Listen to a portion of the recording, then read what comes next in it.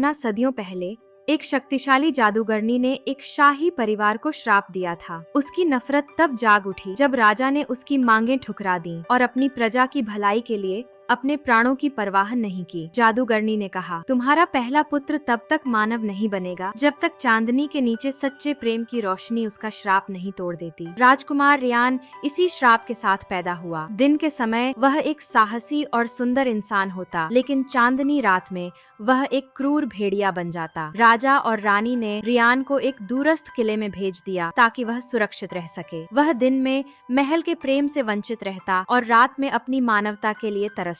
माया से मुलाकात एक चांदनी रात। रियान अपनी भेड़िया रूप में जंगल में भटक रहा था। अचानक उसने एक लड़की की आवाज सुनी जो मदद के लिए पुकार रही थी। वह माया थी, एक बहादुर गांव की लड़की जो अपनी छोटी बहन जहरा को ढूंढने के लिए जंगल में आई थी। माया के पास पहुंचते ही रियान के अंदर का जंगली स्वभाव हावी होने लगा, लेकिन उसकी मानवता ने उसे रोक लिया। उसने माया को जंगली जानवरों से बचाया और उसे जंगल के किनारे तक पहुंचा दिया। माया ने उस भेड़िया की आंखों में एक अजीब सा दर्द देखा, जैसे वह कुछ कहना चाहता हो। वह उस भेड़िया को भूल नहीं पाई। माया अपने गांव लौट आई, लेकिन उसके दिमाग में वह रहस्यमयी भेड़िया और उसकी चमकती आंखें बसी रहीं। उसके दादा, जो पुराने किस्सों के जानकार थे, ने बताया कि यह शायद चांदनी के श्राप से ग्रसित कोई राजकुमार है। माया ने तय किया कि वह इस रहस्य का पता लगाएगी और राजकुमार को मुक्त करेगी। अगली रात वह फिर जंगल में गई, लेकिन इस बार उसने भेड़िया का पीछा किया। माया जंगल के बीचों बीच एक पुराने किले तक पहुंची। वहां उसने रियान को उसकी मानव रूप में देखा। पहले तो रियान उसे देखकर हैरान हुआ और उसे दूर रहने को कहा, लेकिन माया ने उसे यकीन दिलाया कि वह उसकी मदद करना चाहती है। रियान ने उसे अपनी कहानी सुनाई, कैसे वह चांदनी रातों में भेड़िया बन जाता है और यह श्राप तब तक नहीं टूटेगा जब तक कोई निश्चल प्रेम करने वाला उसकी मदद न करे। माया ने उसकी पीड़ा महसूस की और मदद करने का वादा किया। जादूगरनी को यह पता चल गया कि माया रियान की मदद करना चाहती है। वह माया के गांव पहुंची और जहरा को बंदी बना लिया। उसने माया को धमकी दी, अगर तुमने राजकुमार की मदद की तो तुम्हारी बहन को कभी नहीं छोड़ूंगी। माया ने अपनी बहन को बचाने के लिए रियान को छोड़ने का फैसला किया, लेकिन रियान ने उसे यकीन दिलाया कि वे मिलकर जादूगरनी को हरा सकते हैं। जादूगरनी से मुकाबला माया और रियान ने जादूगरनी का सामना किया। जादूगरनी ने अपनी सारी शक्तियाँ इस्तेमाल की, लेकिन माया के सच्चे प्रेम और त्याग ने उसकी जादुई शक्ति को कमजोर कर दिया। रियान, जो अभी भी भेड़िया रूप में था, ने अपनी आंतरिक शक्ति का उपयोग करके